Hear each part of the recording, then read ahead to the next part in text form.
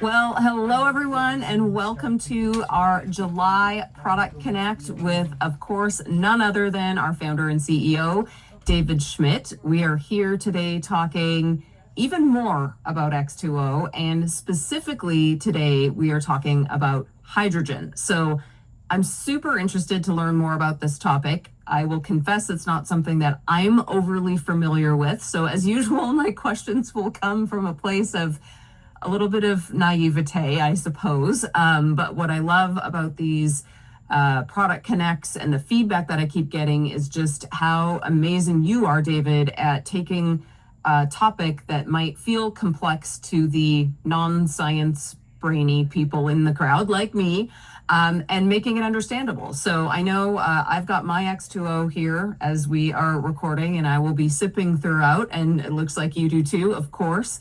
So excited to get started today, just talking more about hydrogen. So I think you have some interesting things to go through with everybody this morning. I've got some great surprises. Let me go ahead and share screen so we can go through some of those things. Awesome. Before we get to the periodic table, here's a fun one that was open up. As you know, Janine, we were just recording the next segments, the next two chapters of The World's Oldest Intern. And one of the things that was really enjoyable was that I got to call Bill Shatner in my office and reprimand him as part of the storyline that we had for part 2 and 3. And we had a lot of fun with it. And of course, this is a lobster on my desk that represents the foundations of X2O. X2O was, the light emissions from X2O were created based off of the light emissions found in lobsters that keep lobsters immortal. Lobsters live to be over 130 years old, and they never age in the process. The only reason why they die is that they're eaten by a predator, they get sick, or they grow so big they can't grow any further. But they're truly amazing, and if it weren't for the humble lobster, we would not have our X2O water machine. So we're grateful for that. But that's not really the reason why we wanted to have this here. I have been investigating hydrogen for a very, very long time, since the 1990s, and even actually a little bit earlier than that. But when I was doing work for the U.S. Navy, looking at new methods of generating power, new types of oxygen supplies, one of the technologies that I invented, there was actually a whole platform of technologies, and it was based around novel methods of making and using hydrogen. And so the subject of what hydrogen is, how to make it, and how to use it properly, something that I've studied for a long time, and I want to share some of that with everyone today, how we can apply hydrogen to the body in a novel way in our X2O machine for improving health. So I love that. And I'm actually so glad you started with that, David, because I feel like hydrogen is something that most people, including me, have been hearing about more recently. So I was actually super curious about how long it's been studied. And I certainly didn't know that you've been personally studying it for that long. So that is, I love that you started there kind of with that foundation, because, you know, we're inundated with information all the time, and you know, even on social media, and it's like, you should be doing this, and you should be doing that, and you should be taking this, and you should have that supplement. And it's like, well, how new is this? How novel is this? How long has this been around? How long has it been studied? I'm always curious about that, because it feels like the longer something's been studied, generally speaking, the more we know about it, right? Yeah, actually, that is a surprisingly difficult question to answer. And I'm going to tell you why. One of the researchers in hydrogen was Patrick Flanagan. And I had the privilege of meeting Patrick many, many years ago, back around 2005 or so, when LifeWave was in its startup phase. Patrick was an absolutely brilliant scientist. He had been in a government think tank. He had created a language for communicating with dolphins, amongst many, many other things. But he had about a 30-word vocabulary for dolphins. That is so cool. Yeah, Random. he was quite Cool. he was quite something. But one of his passions was hydrogen, and trying to figure out why people in the Hunza Valley lived as long as they did. And he came to the conclusion that there were several conclusions that he came to, but one of them was that there were novel silica compounds in the water that they were drinking, and caged, if you will, within the silica was hydrogen. So he determined, well, hydrogen is a very simple, very powerful antioxidant, so it must be the hydrogen that is responsible for their long life. He was correct in that hydrogen's a very powerful antioxidant, but he was not correct in that being the entire secret of why they have such a long lifespan there. So he got it partially correct. Okay. But one of the things Patrick Flanagan had said to me was that he did a study of an ancient Indian symbol. Now, this goes back, I don't know how long, maybe thousands of years, called the Sri Yantra. And it's nested triangles. There are all these triangles nested within one another. And if you saw the diagram, you would immediately recognize it.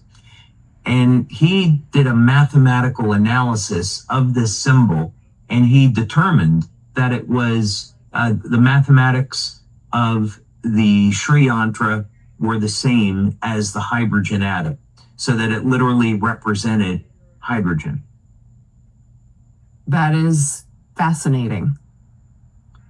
He also said that hydrogen, it was said that the Sri Yantra, if you studied it, that you would understand the secrets of the universe. Now, I have another friend who's a physicist, and what he tells me is that he believes that hydrogen is not matter, that helium is actually the first element in the periodic table, and that hydrogen exists between our space and beyond.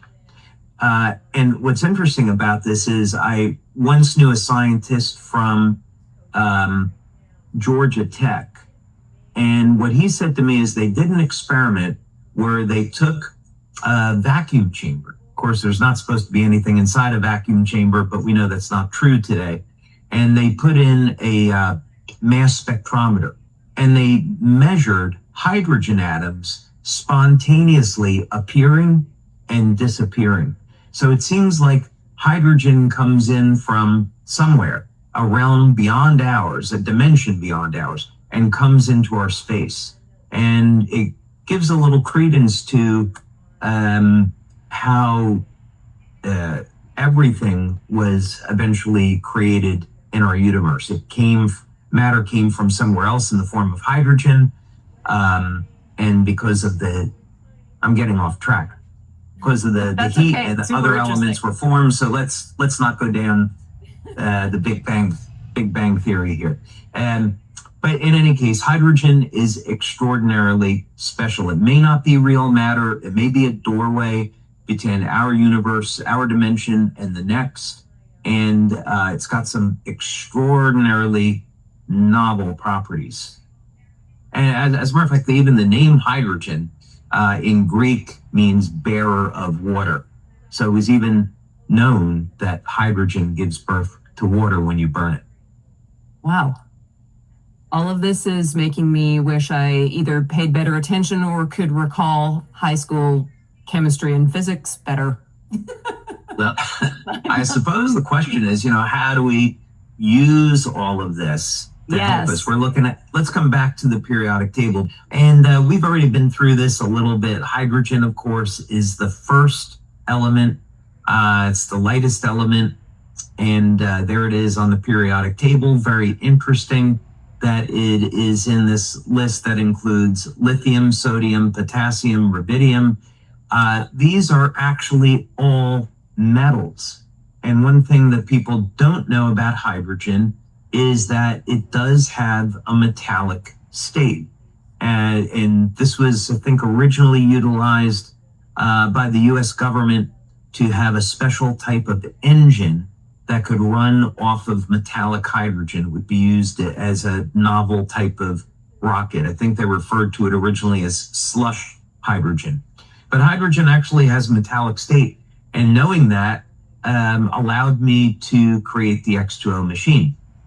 I had previously been taking metals like aluminum, copper, bismuth, tin, and been combining them with oxygen to form new and novel metal oxides. So because hydrogen does have a metallic state, by altering the bond between hydrogen and oxygen, you can get it to store light, and you can trap light in the dipole structure of water.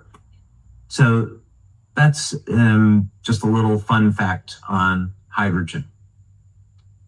Okay, so hydrogen, people think of it as a source of energy, and that's really not entirely true. We should be using hydrogen for energy because when you burn it, it creates water, so it's completely clean.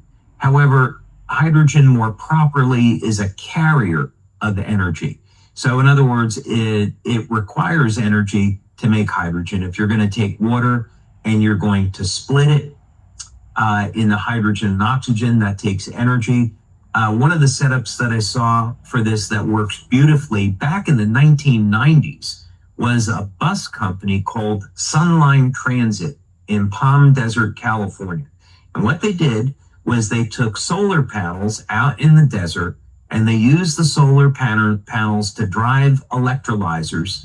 They made hydrogen, they vented the oxygen to the atmosphere, they filled carbon nanotube and carbon fiber high pressure containers with the hydrogen, and that's what was powering their buses that were driving around Palm Springs and Palm Desert.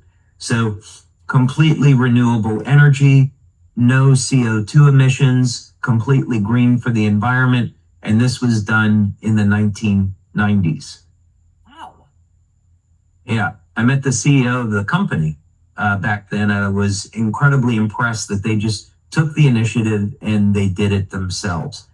But it's important because hydrogen actually isn't a source of energy. It carries energy. So you could say that those Sunline Transit buses were powered by the sun. That is really cool. But that technology must not have taken off, or I feel like it would be everywhere now. There are unfortunately many, many examples of that, of technology that works incredibly well, but never got to market because other interests like the nuclear industry and the petroleum industry prevailed. But I actually don't know exactly where that company is today. I haven't looked. Now, when we're going to talk about hydrogen, we're going to talk about something else called reactive oxygen species. So this is the positive, the negative. This is the yin and yang. The duality here, we have hydrogen on one side as an antioxidant, and on the other side, we have the reactive oxygen species. Now, these sound like the villain of the movie, but they actually are in our bodies for a very important purpose. We need reactive oxygen species actually to protect us. We'll use a few examples. Let's say when people fall and they get a cut and they have an open wound and they start bleeding, bacteria can get into the wound. So our bodies make reactive oxygen species. They make hydroxyl ions, hydrogen peroxide, ozone as a means to destroy that bacteria. Our bodies make reactive oxygen species to kill cancer cells, to kill viruses. Here's a reactive oxygen species here, H2O2, which is hydrogen peroxide. And antioxidants like superoxide dismutase, catalase, glutathione will act in a cycle to neutralize the hydrogen peroxide so it doesn't damage healthy tissue. And we can see that managing reactive oxygen species is absolutely essential when we want to have a long, healthy life.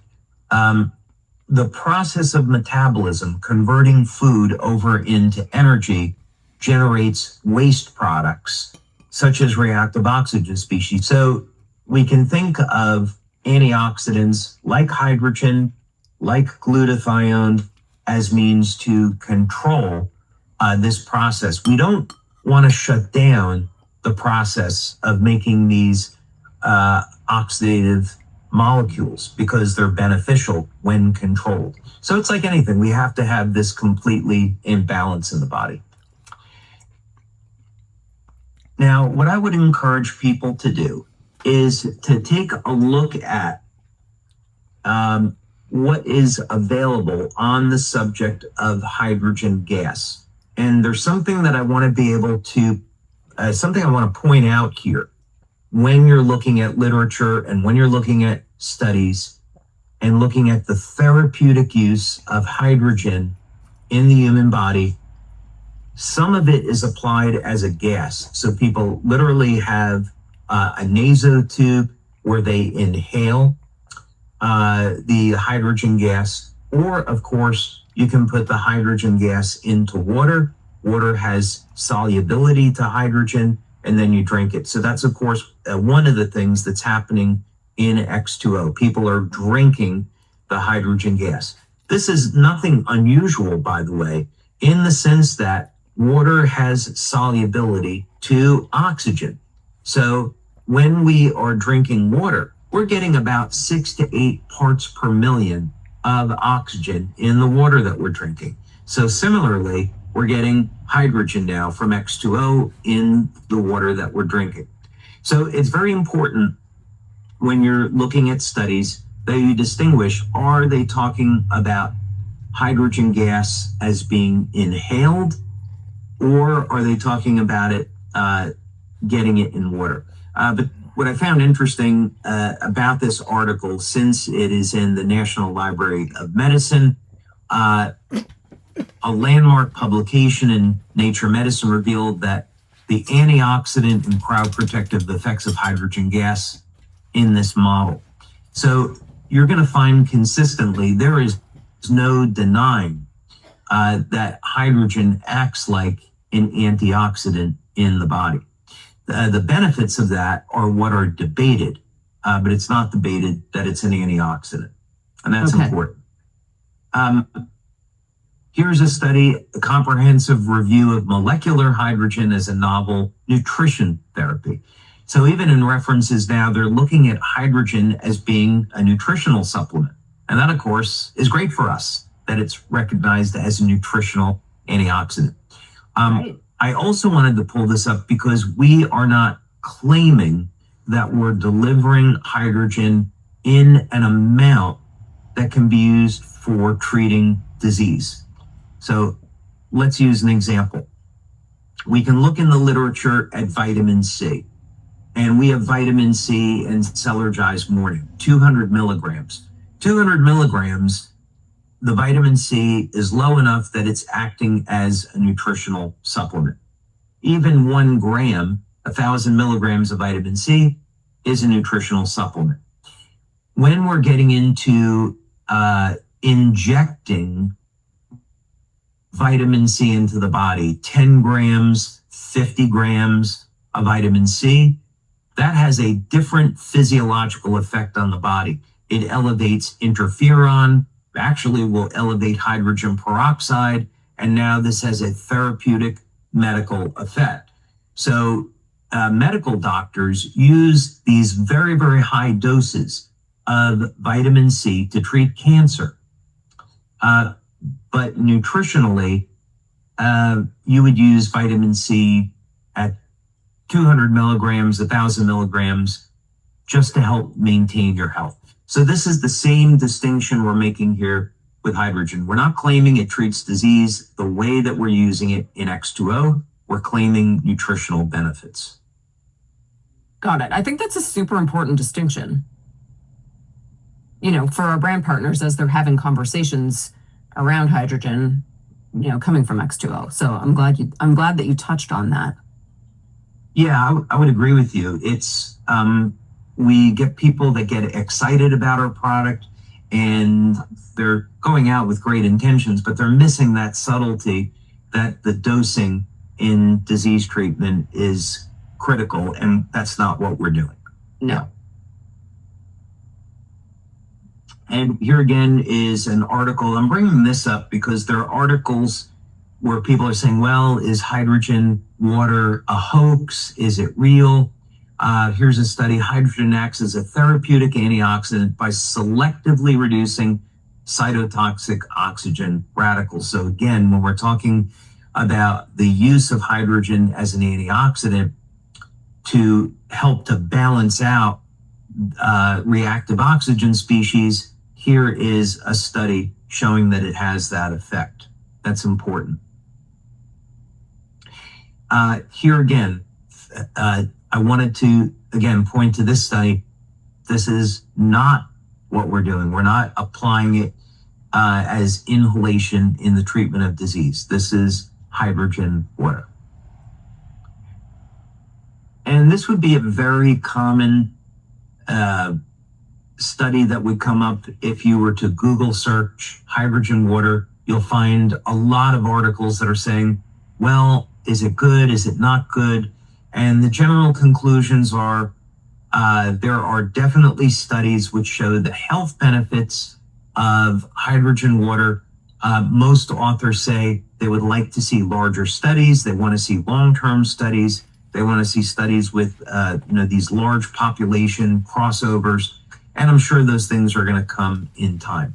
But if we think of hydrogen, because it's such a small, the gas is just 2 hydrogen atoms, because it's so small, the benefit is that it can easily pass through the cell membrane and pass through the body. That's its biggest value, is being able to permeate every cell in the body and function as an antioxidant. So it's obviously going to have short-term and long-term benefits, but we probably don't know today all of the long-term health benefits of hydrogen. We know they exist, but there probably isn't a 10-year or 20-year study out there showing what that's going to be. So we want to be cautious relative to any claims that we make. Right. And then I brought up this article because it was interesting, and this refers to electrolyzed hydrogen water. And the way that we make the hydrogen in our system is through the use of magnesium. So there's magnesium that is in the second filter that we have in X2O.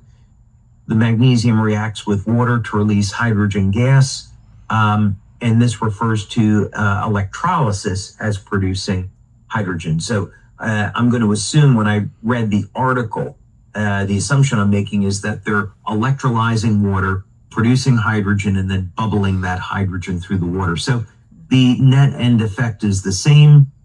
We get hydrogen going through the water regardless of the source, but the concentration may or may not be different here. Gotcha.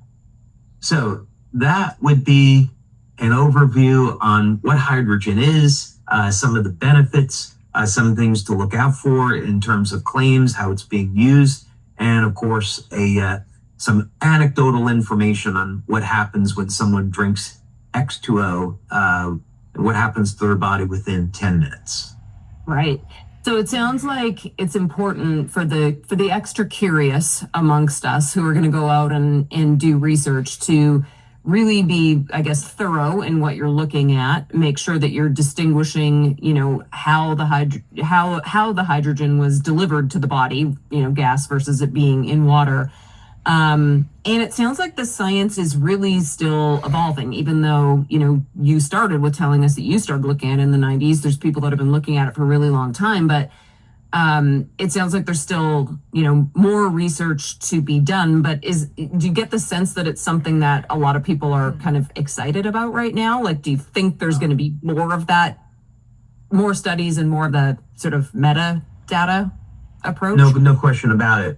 One thing that I should mention about hydrogen that is incredibly excited when we think about that we're putting this into the body is that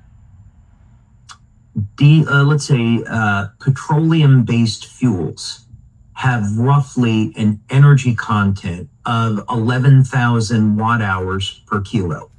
Battery systems, on the other hand, like lithium ion, are down around 500 to 700 watt hours per kilo, somewhere around there.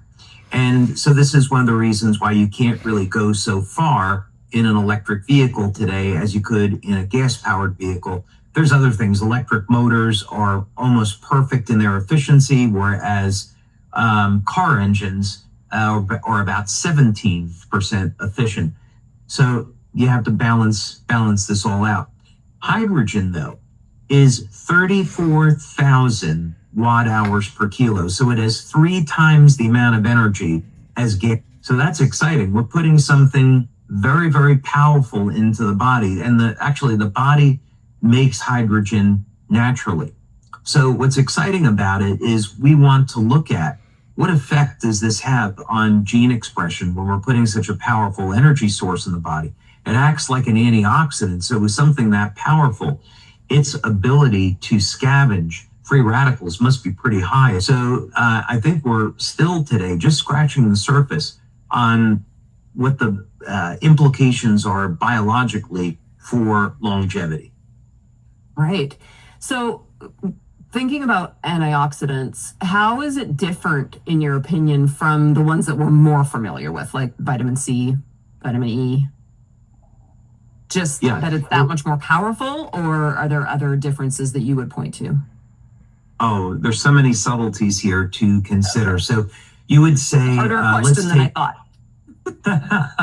let's take a good example. One of my favorite antioxidants is astaxanthin, and astaxanthin is found in lobsters, and probably my calculations would show that astaxanthin is capable of lengthening telomeres and causing, I think what you see in the literature is that it repairs damaged DNA. So I am certain that there is a link between the lobster's lifespan and astaxanthin because it's found in their shells, but it has nothing to do with its properties as an it has something to do with its properties as an antioxidant, but the light emissions off of astaxanthin are what make it special. But in the human body, astaxanthin does not occur, of course, naturally. It's not a naturally occurring antioxidant, and it's about 6,000 times more powerful than vitamin C. So we should be taking it. The issue, though, is there is a limit to where astaxanthin will go in the body. So you can't just say, well, I'm going to take astaxanthin and that's it. You'll almost be looking at like men should take lycopene because it has an affinity for the prostate. People should take lutein, powerful antioxidant for the eyes. These antioxidants have affinity for certain receptors in certain parts of the body. The beauty of hydrogen is that it goes everywhere. It's ubiquitous. We would say that the foundational antioxidants of the body, glutathione, superoxide, dismutase, catalase, they're ubiquitous. We find them everywhere. So we want to keep those elevated throughout our life, especially glutathione. But hydrogen, one of the really attractive things about it, not only is it powerful, but it goes everywhere. So we would say that it would be a great complement to all these other antioxidants. I'd say one of the downsides of hydrogen is that it's short-lived. So definitely has its uses. But when it comes to antioxidants and nutrition, a holistic approach, I think, is best. Gotcha. You mentioned, and it was something that I learned while I was looking at a few of these articles that you sent over in preparation for this, that it's short-lived. So I assume that means it leaves the body fairly quickly. Does that impact the potential benefits, or does it do the job really fast and then get out? That's a really simple. Yeah, its benefits will be both short-term and long-term to a degree. And in this case, long-term is all relative. So you could say short-term, it'll work very quickly and produce an effect. And then the effect could last for quite a few hours after that. So you would have something similar with glutathione. Glutathione goes in and out of the body in about 1 hour, 45 minutes to an hour. The half-life is 7 minutes. So glutathione gets used up quickly. The difference is that glutathione is made in the body, providing that it has the resources to do that. Now, people go to the hospital, they get an IV of glutathione, and they do that to remove heavy metals, improve their health, and it has a benefit. So we could look at hydrogen as we could look at hydrogen as we would take it, it's going to improve our health, we can enjoy those benefits for the next couple of hours, and then we could take it again. So this is, I'd say, very consistent with the use of other antioxidants. Okay, cool. I think this is an important question, and I hope I know the answer, but are there any known risks or side effects associated with hydrogen? Like, do we need to be careful, for example, how many glasses of X2O we drink in a day? Or, Great question. That we need to be worried about? If hydrogen is being inhaled, that's where I would have the concern. Okay. And with any nutrient, there's always a concern that you could take too much. So in nutrition, we would talk about vitamin A as a classic example. There's actually stories of people that went to the North Pole and they killed polar bears and they ate the liver of the polar bears and they died because the vitamin A content was so high that it became toxic in their bodies. So we know, for example, that if you take 50,000 IUs of vitamin A on a daily basis, after a few weeks, it's going to build up to toxic levels in the body. That's because it's fat soluble. Vitamin D is very similar, fat soluble. Hydrogen, though, the dose in water is so low, it's not something that we worry about building up a toxic effect. It's like you wouldn't worry about 200 milligrams or 1,000 milligrams a day of vitamin C for exactly the same reason. Right. Got it. Okay. We're coming up on the hour. So last question from me. Of all the different areas that are being studied around hydrogen and in your own research, what aspect of it excites you the most? I would say what we're doing with our Thunderstrike drone and LifeWave power generation system. Okay. Probably this is a good way to come full circle since we started on it. And I know you weren't aware of this when you asked the question, but no idea where you're going, David.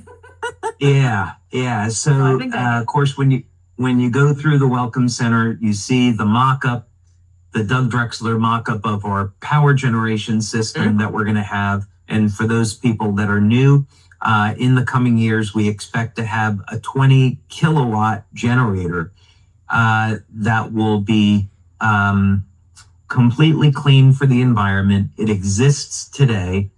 Many of our presidential brand partners last year, they won a trip to Denmark where they got to see this technology, touch it, feel it for themselves.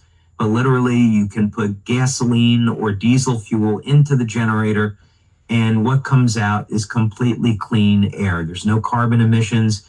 We even close the doors to the room There's no smoke, no smell. And when you put your hand up to the exhaust, it's almost at room temperature, depending on if you're in Florida, of course, or you're in Denmark. Very different room temperatures. Very different room temperatures.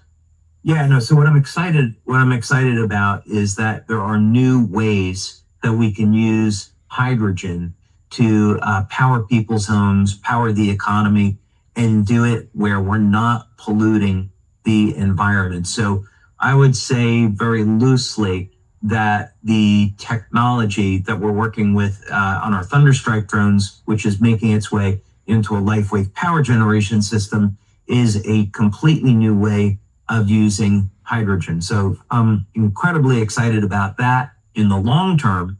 But in the short term, I'm excited that we had X20 today so people can improve the quality of their lives with this product. That's amazing. Yes, we don't want to get too excited about home power generation just yet. It's a few years away, but in the meantime, I just about finished this entire glass of water while we were chatting. Same thing. I saved a little bit to the end. And we'll be excited about what it's doing for our bodies. So thank you once again for all of this information, for taking a pretty complex topic and, making it into something that makes sense for the non-sciencey people like me, and getting us excited about the benefits that X20 can have for the people that we are already sharing that technology with in the United States, and that we will be able to share with in more countries around the world in the coming months. So thank you yet again, David. We so appreciate your time, and we hope you all have an amazing day out there. Thank you. Thanks, everyone.